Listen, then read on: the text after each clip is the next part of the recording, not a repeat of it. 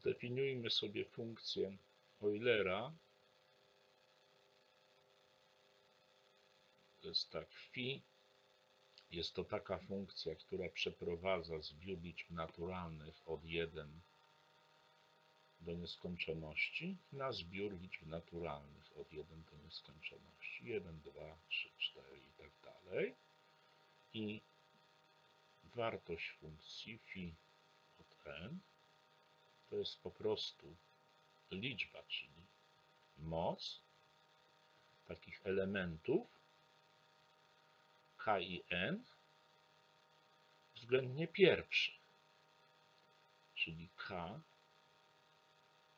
należy do zbioru liczb naturalnych, zapiszmy 1, 2 i tak dalej n, taki, że największy wspólny dzielnik liczb n i k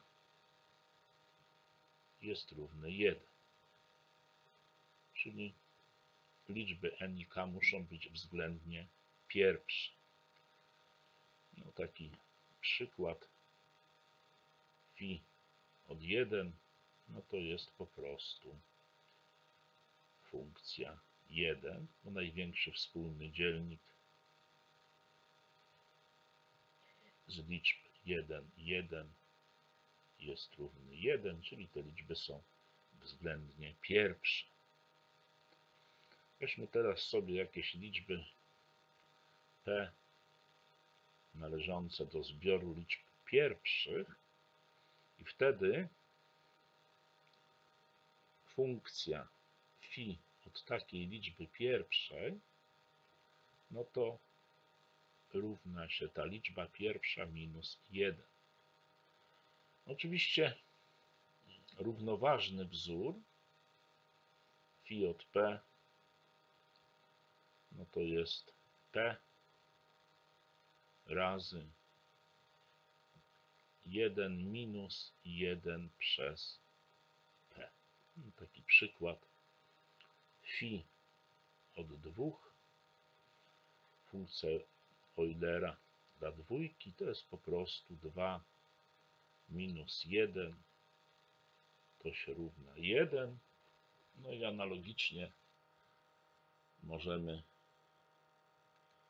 to samo wykonać w taki sposób. Phi od 2 to jest po prostu 2 razy 1 minus 1 druga, czyli to się równa 2 razy 1 druga, czyli stopnie równa się 1. No bez problemu wyznaczymy phi od 3, to będzie p minus 1, czyli 3 minus 1 to się równa 2. Dwa elementy są względnie pierwsze. No teraz taką własność następną poznamy. No jeśli to p należy do liczb pierwszych, piszmy może sobie p należy do zbioru liczb pierwszych i k należy do zbioru liczb naturalnych, to wówczas wartość funkcji Eulera phi od p do potęgi k to się równa p do k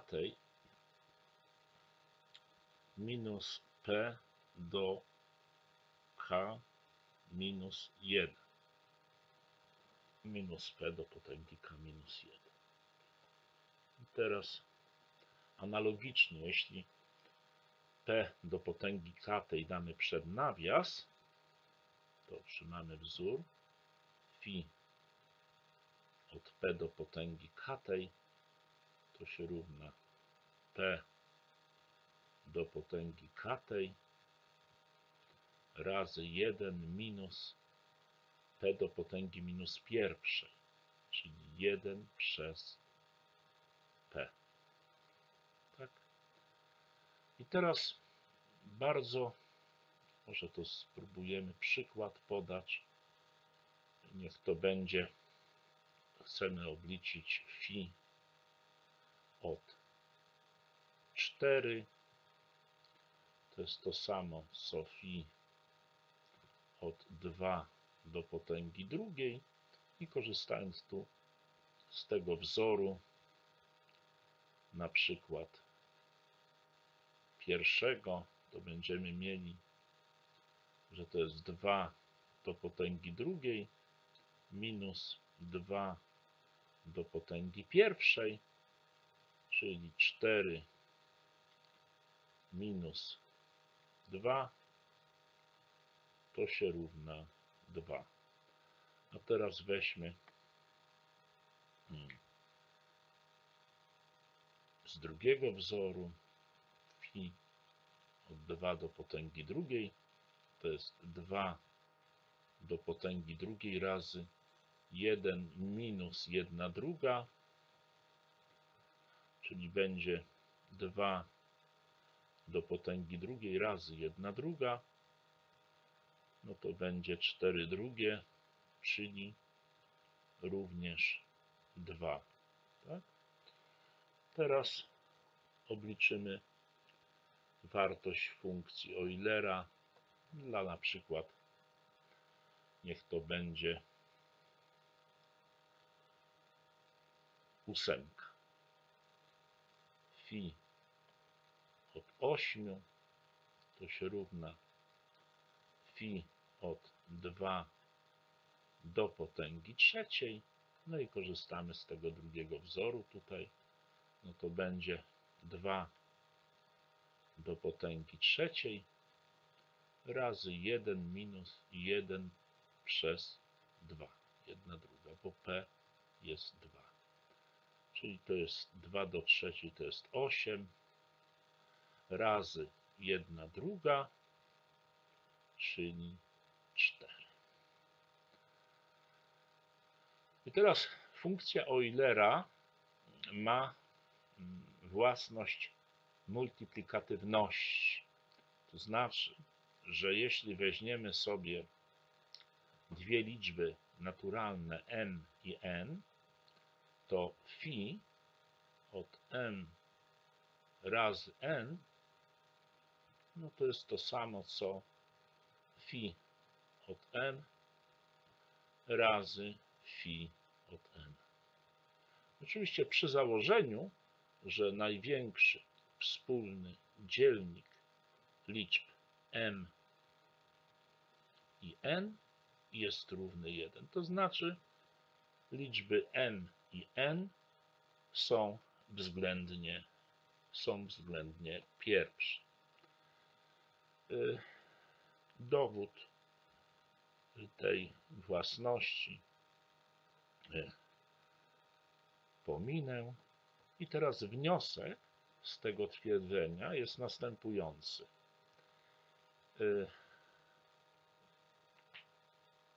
Mianowicie, jeśli n należy do zbioru liczb naturalnych, no to wówczas phi od n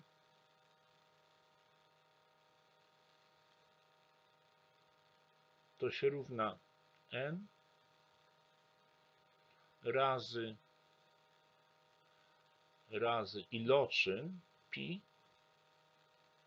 od dla takich elementów p, które są dzielnikami tej liczby n, czyli to będzie taki iloczyn, 1 minus 1 przez p. I tu jest wniosek.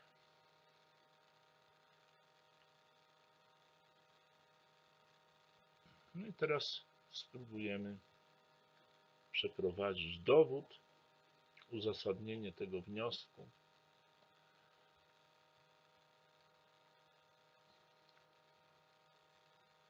Więc tak.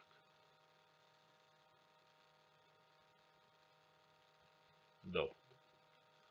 No, każdą liczbę naturalną możemy przedstawić w postaci iloczynu liczb pierwszych. No i załóżmy, że takie n równa się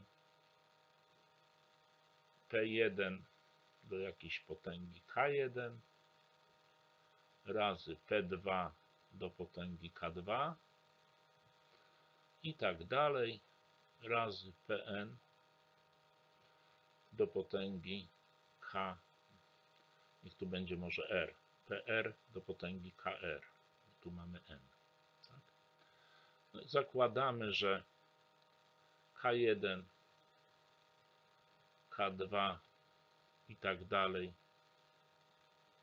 KR są naturalne, większe od zera i zakładamy, że liczby Pi są parami względnie pierwsze. Parami równa się parami względnie pierwsze.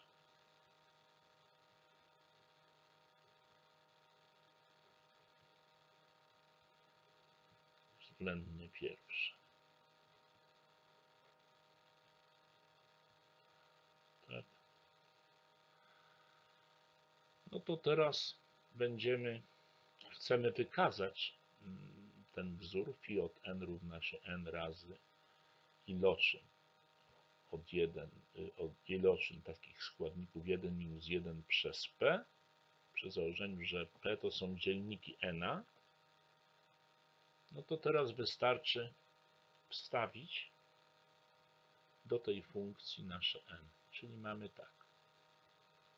Phi od n to się równa funkcja Eulera od P1 K1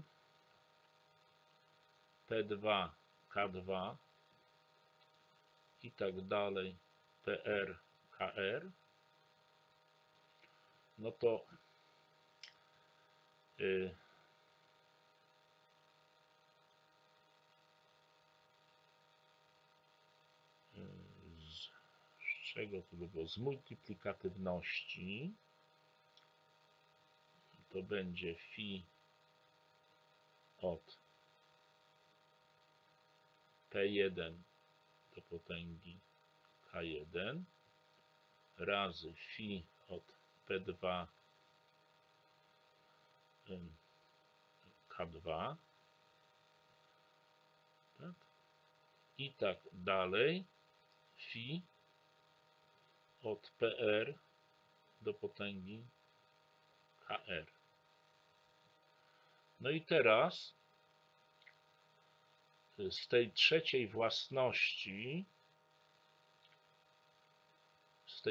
własności mamy, że phi od P1 do potęgi K1 to jest to samo co P1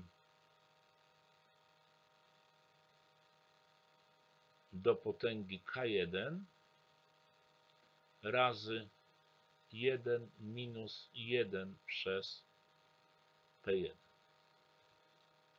Drugi składnik phi od P2 do potęgi K2 to będzie P2 do potęgi K2 razy 1 minus 1 przez P2 i tak dalej. Tak? Ja tu może jeszcze pokażę tą własność, na którą się powołuję. To jest ta trzecia własność. Tu.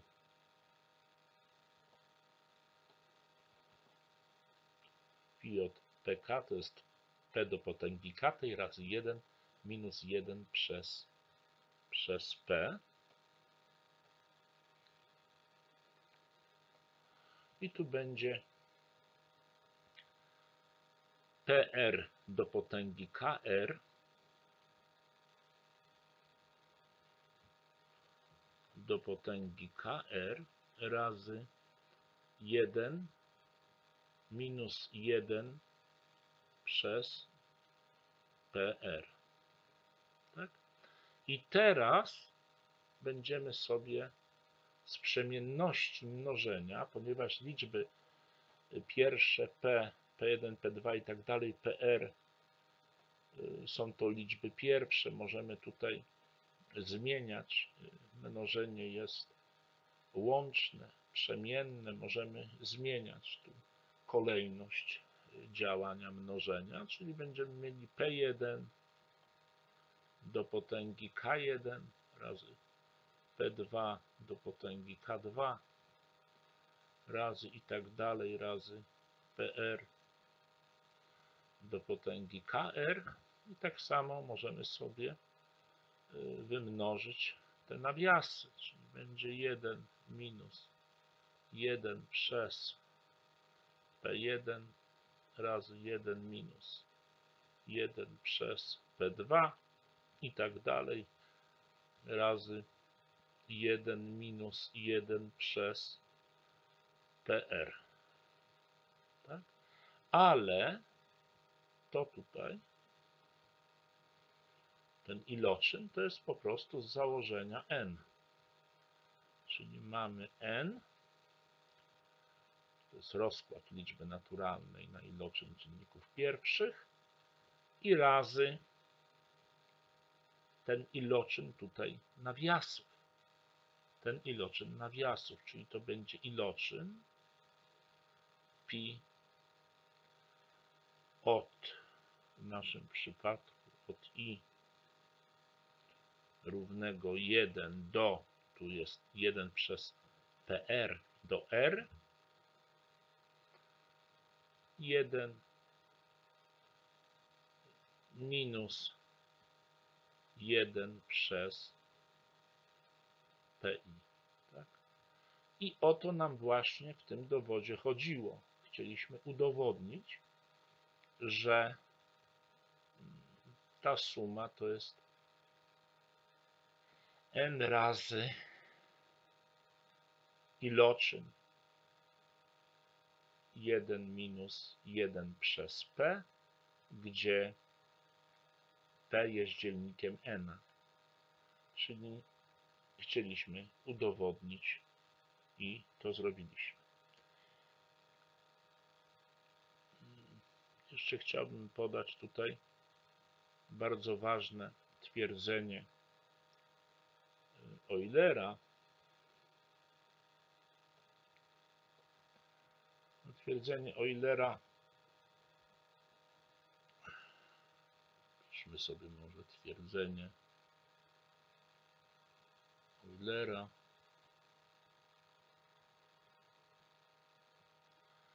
Zakładamy, że mamy dwie liczby a i n. Dodatnie największy wspólny dzielnik liczb a i n jest równy 1, czyli te liczby są względnie pierwsze.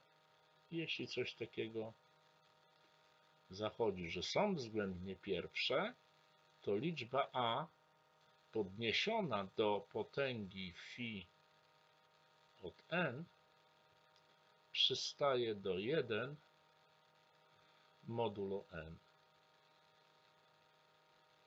Modulo n, czyli przy dzieleniu przez n reszta wynosi 1. Oczywiście phi od n to jest funkcja Eulera.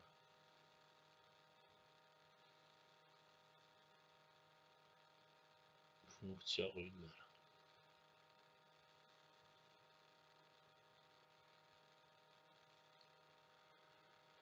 No i tutaj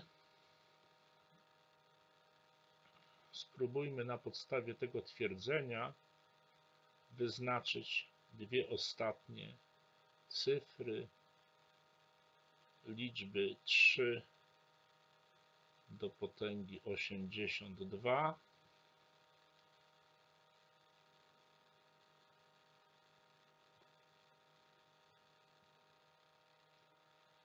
więc tak.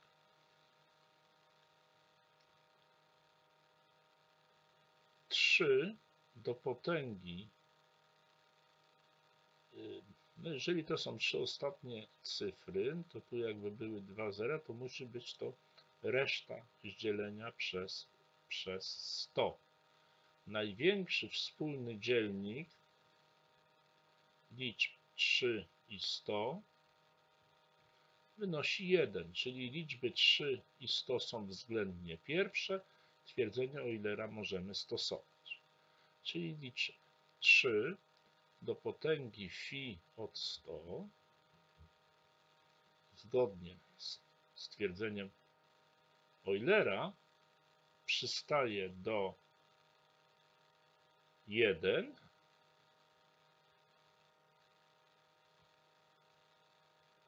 modulo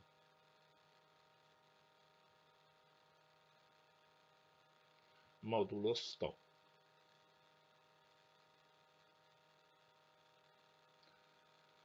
No i teraz musimy wyliczyć, ile wynosi phi, wartość funkcji Eulera dla 100. Phi od 100 to jest to samo, co phi od 4 razy 25.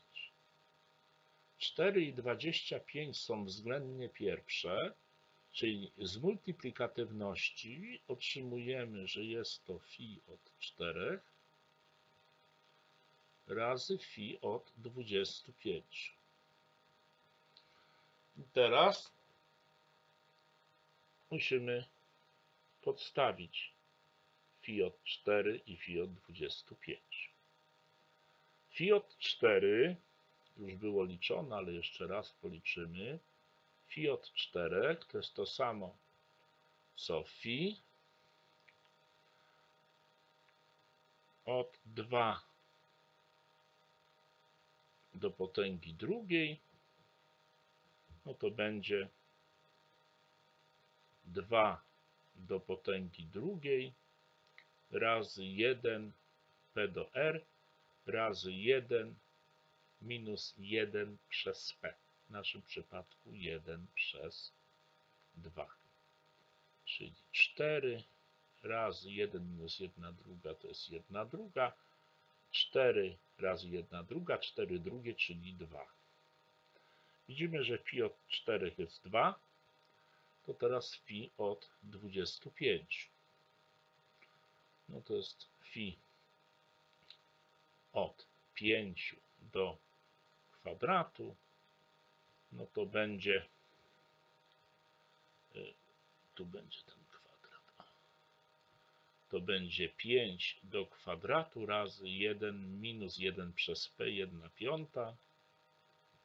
Czyli 5 do kwadratu to jest 25 razy 5 minus 1, 4 piąte.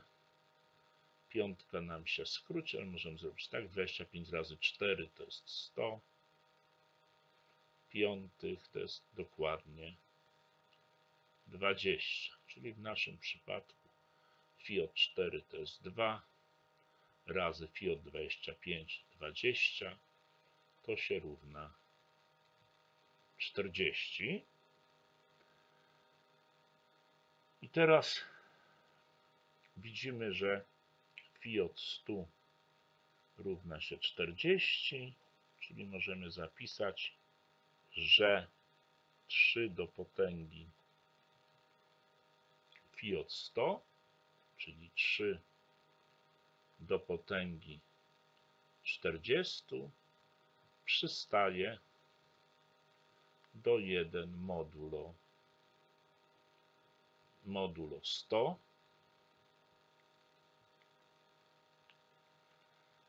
No ale my chcemy obliczyć ostatnie dwie cyfry liczby 3 do potęgi 82. Czyli zapiszmy 3 do potęgi 82. To jest to samo, co 3 do potęgi 40 razy 2 plus 2. To możemy zapisać, że to jest 3 do potęgi 40 i to jeszcze do potęgi drugiej razy 3 do potęgi drugiej. No ale 3 do potęgi 40 przystaje do 1, więc to przystaje do 1 do kwadratu razy 9. No ale 1 do kwadratu to jest po prostu 1, czyli to przystaje do 9 modulo 100. Innymi słowy, chcemy mieć ostatnie dwie cyfry, więc możemy zapisać, że 3 do potęgi 82 to się równa kropka, kropka, jakaś liczba i ostatnie cyfry to będzie 0,9. To są ostatnie dwie cyfry naszej liczby. A teraz naszym celem jest wyznaczenie dwóch ostatnich cyfr liczby 19 do potęgi 121. Oczywiście 19 i 100 są względnie pierwsze. Możemy zastosować twierdzenie Eulera, czyli tak.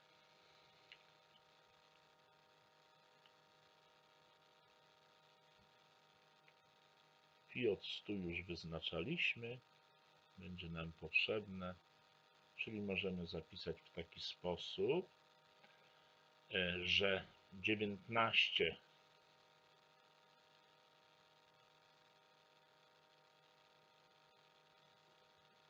do potęgi phi od 100, no to przystaje do 1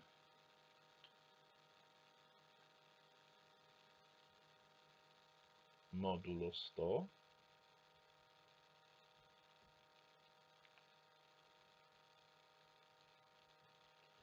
Wiemy, że phi od 100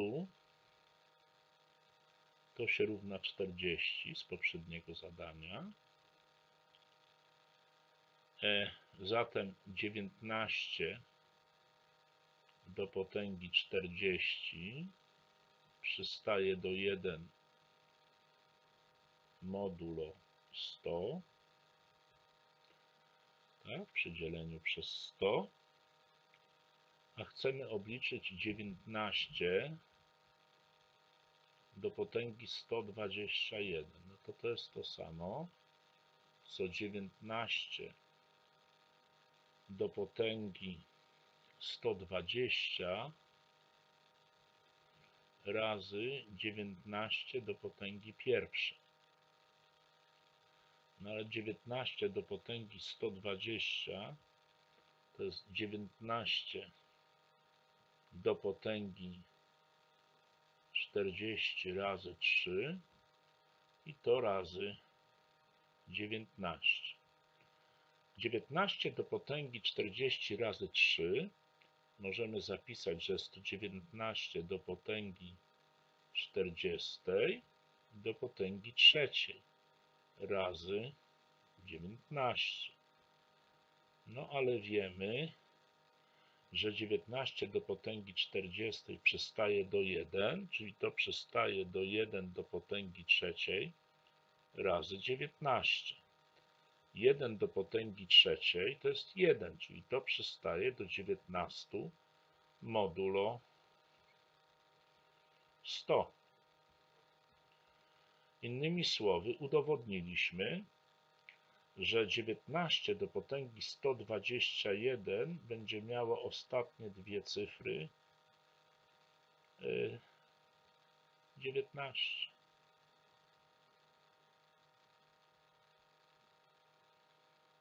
Tak? Więcej, my udowodniliśmy przez ten fakt, jeszcze raz zapiszę, 19 do potęgi 121 przystaje do 19 modulo 100, co oznacza, że przy dzieleniu przez 100 mamy liczbę 19 do potęgi 121, otrzymujemy resztę 19. Innymi słowy, udowodniliśmy, że 19 do potęgi 121 minus 19 przystaje do zera modulo 100, a więc jest podzielne przez 100.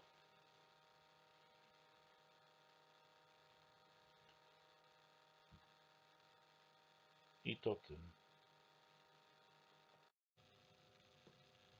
Spróbujmy udowodnić, albo może nawet znaleźć resztę z dzielenia 7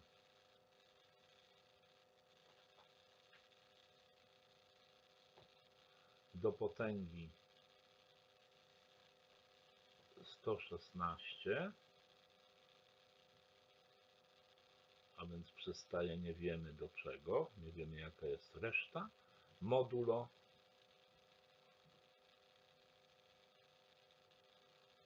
59. I tutaj nie będę korzystał z twierdzenia Eulera, ale zastosuję małe twierdzenie Fermata, a do potęgi p minus 1 to przystaje do 1 modulo p.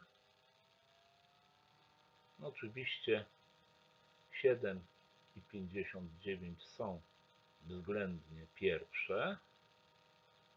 Pisać największy wspólny dzielnik liczb 7 i 59 wynosi 1, więc to twierdzenie, małe twierdzenie Fermata możemy zastosować.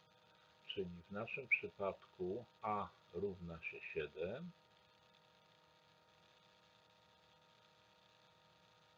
p liczba pierwsza równa się 59, czyli 7 do potęgi 59 minus 1 ma przystawać do 1 modulo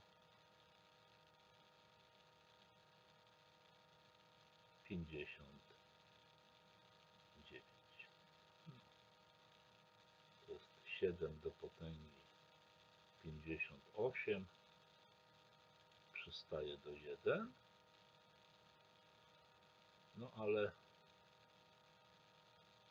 wiemy, że 7 do potęgi 58 i to jeszcze do potęgi drugiej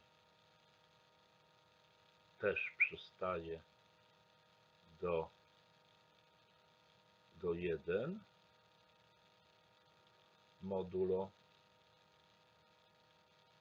59.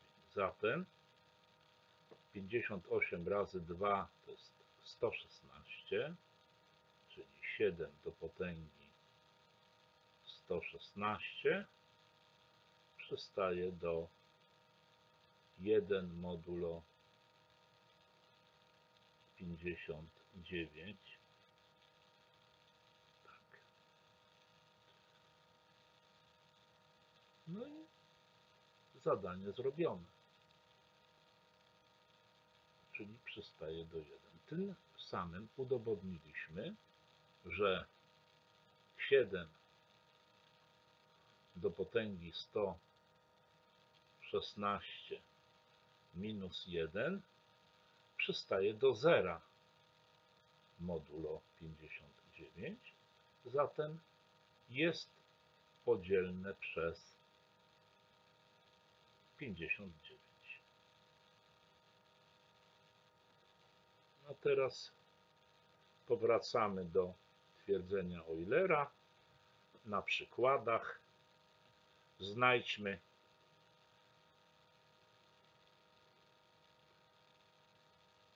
resztę z dzielenia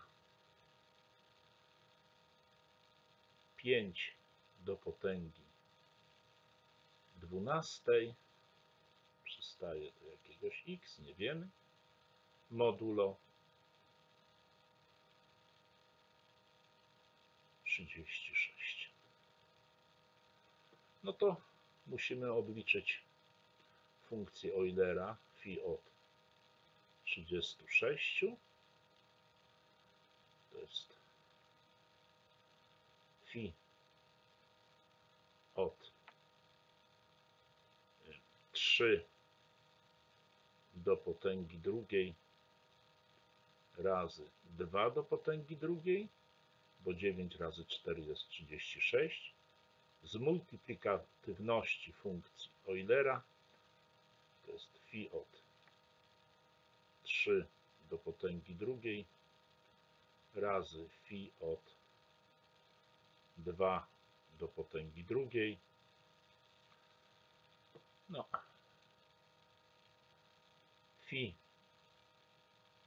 od 3 do potęgi drugiej, no to jest to samo co p do r, czyli 3 do potęgi drugiej razy 1 minus 1 przez p, czyli 1/3, bo p jest 3, czyli równa się 9 razy 2/3,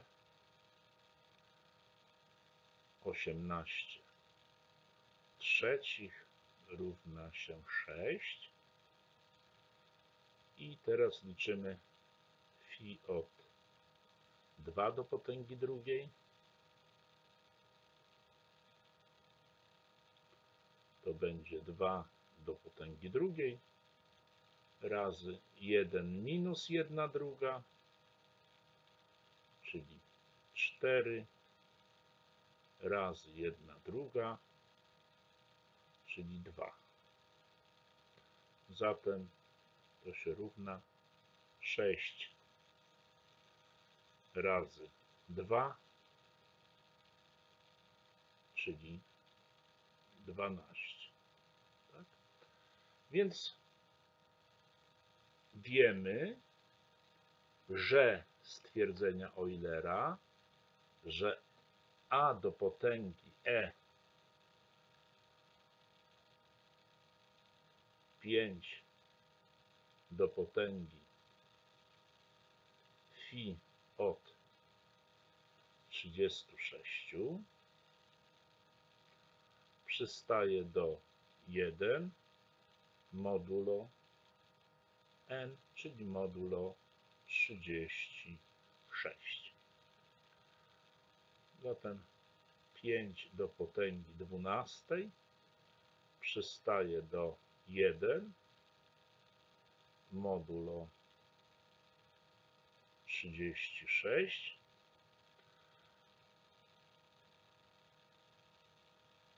No i w zasadzie to wszystko. Mamy odpowiedź. X równa się 1.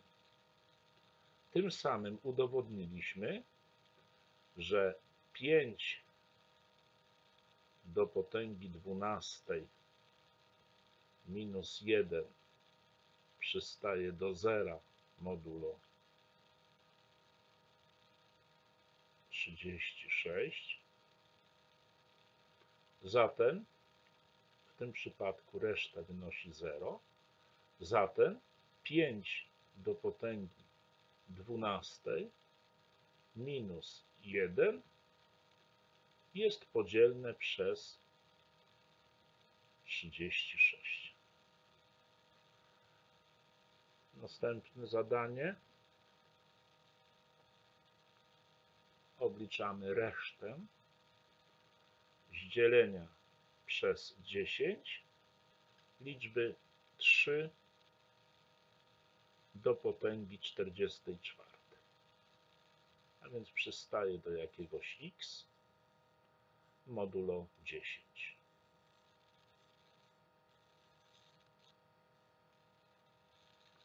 No to musimy obliczyć phi od 10.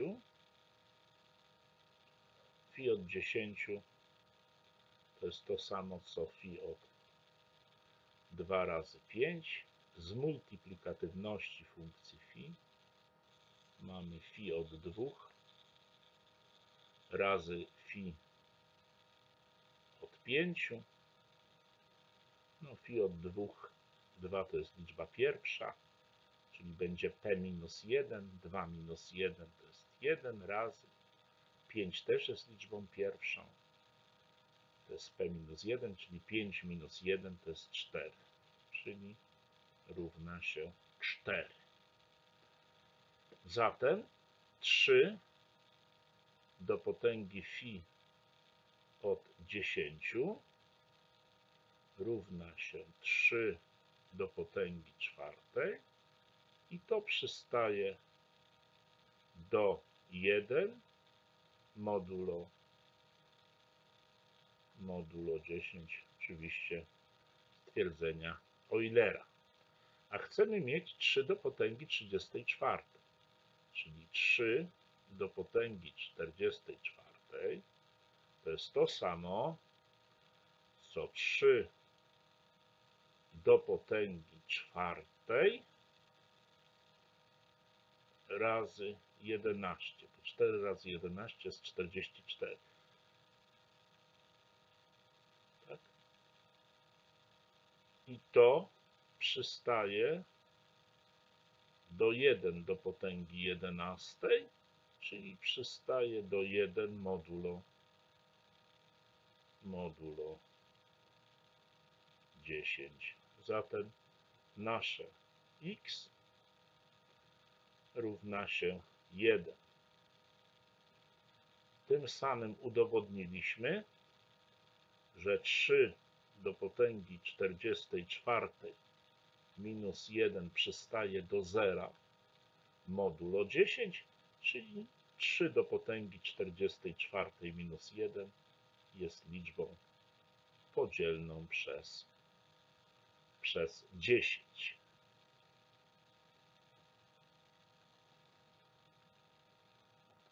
Szukamy reszty zdzielenia przez 15 liczby 7 do potęgi 30, więc to zapiszmy, przystaje do jakiejś liczby x modulo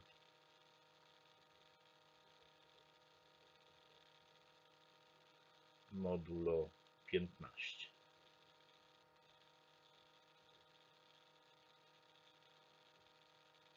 Czyli wiemy, że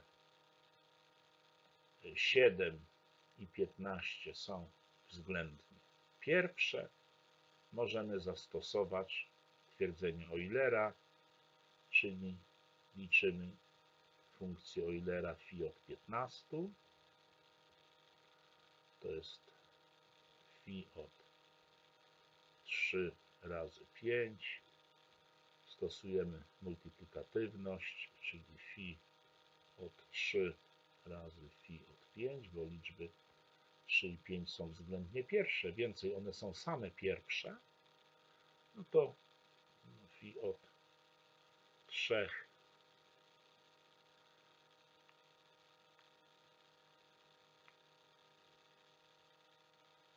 no to jest 2, phi od 5 to jest 4, bo tak 3 odjąć 1 jest 2, 5 odjąć 1 jest 4, czyli wyszło nam 8. Zatem 7 do potęgi phi od 15 to się równa 7 do potęgi 8 i to musi przystawać do 1 modulo 15.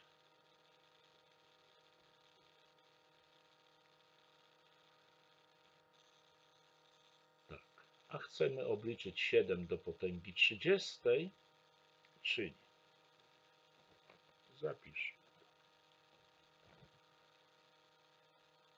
7 do potęgi 30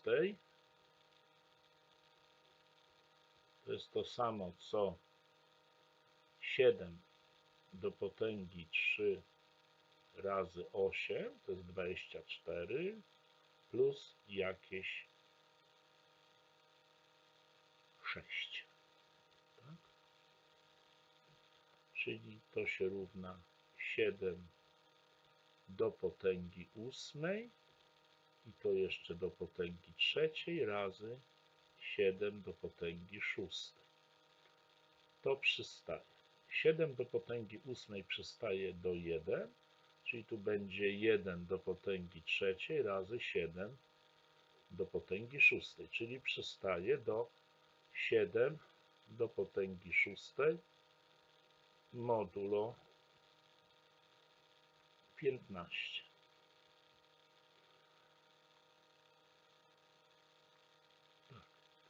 Ale wiemy, że 7 do potęgi drugiej no to się równa 49. 49 to jest to samo co 3 razy 15, to jest 45 plus 4, czyli 7 do potęgi drugiej przystaje do 4 modulo 15. Modulo 15.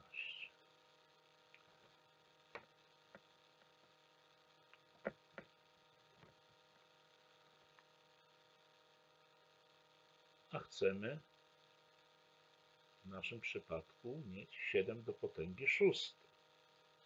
Czyli 7 do potęgi 6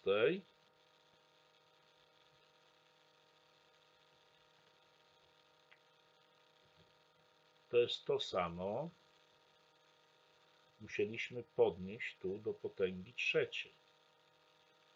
7 do potęgi drugiej do potęgi 3. 2 razy 3 jest 6 i 4 do potęgi 3. Tu też do 3. Modulo 15.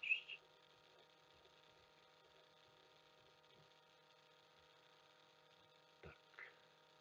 Teraz tak.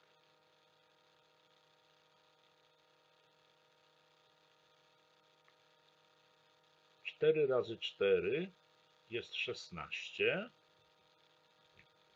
Zapiszmy. Równa się 16 razy 4. No ale 16 przystaje do 1 modulo 15, czyli będzie przystawać do 1 razy 4 modulo 15. Zatem 7 do potęgi 30 przystaje do 4, bo 7 do potęgi 30 to jest to samo, co 7 do potęgi 6. A 7 do potęgi 6 to jest to samo, co 4, bo 1 razy 4 jest 4. Modulo 15. Zatem nasze x równa się 4. Co udowodniliśmy?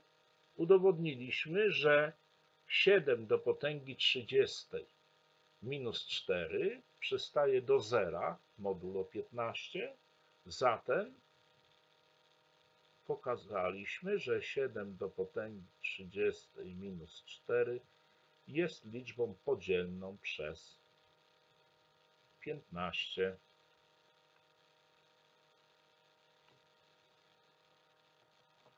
Na zakończenie trudniejszy przykład. Mamy znaleźć resztę z dzielenia liczby 23 do potęgi 130 przystaje do x przy dzieleniu przez 25 modulo 25. A więc tak, na początek No co my wiemy? Wiemy, że 23 i 25 są względnie pierwsze, więc możemy stosować twierdzenie Eulera. Liczymy funkcję Eulera phi od 25. No jeszcze raz to robimy, już wcześniej były obliczenia robione. To jest phi od 5 do potęgi drugiej, czyli t do r, czyli 5 do drugiej, razy 1 minus 1 przez p, 1/5, 25 razy 4/5, piątki nam się skrócą, 5 razy 4 jest, zapiszmy 5 razy 4, to jest dokładnie 20, czyli phi od 25 jest równe 20. Więc tym samym możemy zapisać, że 23 do potęgi phi od 25, czyli do potęgi 20, przystaje do 1 modulo 25. Co z tym fantem zrobić? A chcemy obliczyć 23 do potęgi 130. Czyli zapiszmy. 23 do potęgi nawet 130, nie 120, 130 to jest to samo, co 23 do potęgi 120 dodać 10. Czyli możemy zapisać z definicji potęgi, z własności potęgi, że jest to 23 do potęgi 120 razy 23 do potęgi 10. No ale wiemy, że 23 do potęgi 120 możemy zapisać jako 23 do potęgi 120 do potęgi 20 razy 6 plus 10. No to razy 23 do potęgi 10. No to przystaje do 23 do potęgi 20 i to jeszcze do potęgi 6 razy 23 do potęgi 10. Zatem 23 do potęgi 130 przystaje do 1 do potęgi 6 razy 23 do potęgi 10.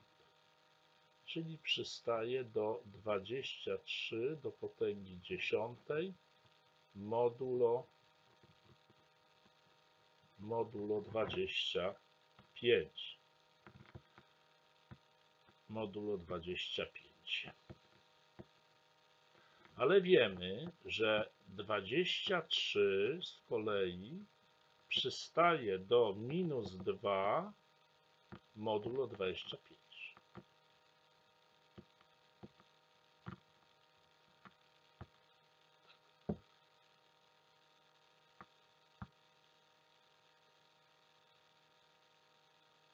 Bo 25 odjąć 2 jest 23. Więc możemy teraz zapisać,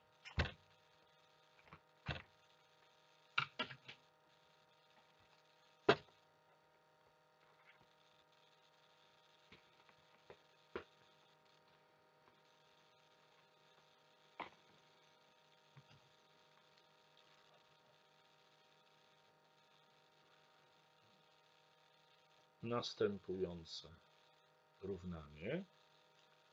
23 do potęgi 130 przystaje do minus 2 do potęgi dziesiątej, no ale minus 2 do potęgi dziesiątej to jest to samo co 2 do potęgi dziesiątej modulo 25.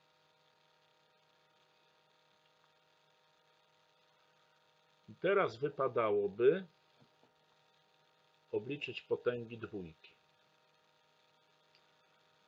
A więc tak, 2 przystaje do 2. Oczywiście modulo 25. 2 do drugiej przystaje do 4. 2 do trzeciej przystaje do 8.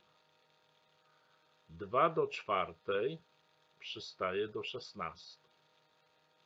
I już 2 do piątej przystaje do 32 modulo 25 to jest 7.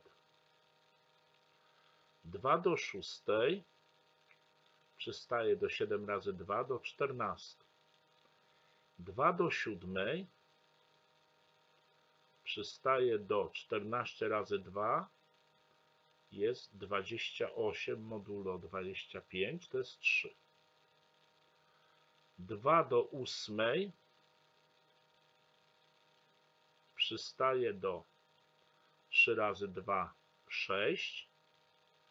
2 do dziewiątej przystaje do 6 razy 2 12 i 2 do dziesiątej przystaje do 12 razy 2 to jest 24.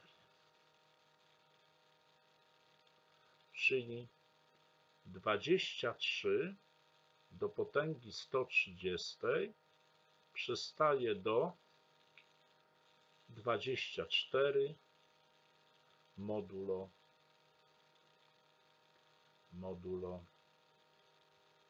25. Zatem reszta z dzielenia liczby 23 do potęgi 130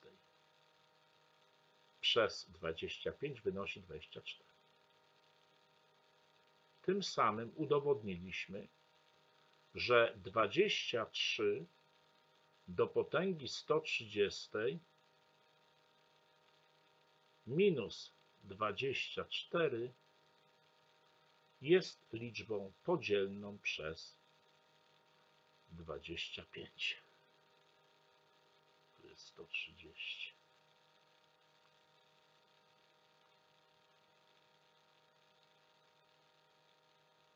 I to tyle.